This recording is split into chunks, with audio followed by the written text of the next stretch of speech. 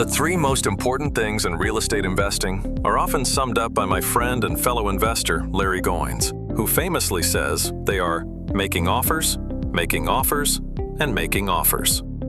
And he's right. Action is absolutely imperative in this business. If you're not making offers, nothing else matters. But I want to take that idea one step further, because making offers alone isn't enough. If you're making offers, but you can't fund them, you're stuck. And if you have access to money, but don't understand the strategies, you're dangerous. In my world, the real top three pillars of real estate investing are making offers, finding money, and continuing education. First, making offers. You cannot analyze your way to a paycheck. If you aren't consistently submitting multiple offers, you are not in business, period. Real estate rewards speed and action, not perfection. The market doesn't pay you for spreadsheets. It pays you for signed contracts. The second pillar is finding money.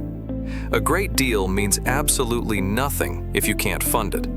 You must master the art of raising capital using OPM, other people's money, so that lack of cash never becomes the reason you miss out on a great opportunity. And the third pillar is continuing education. The market changes, laws change, and strategies that worked 5 years ago might bankrupt you today if you blindly repeat them.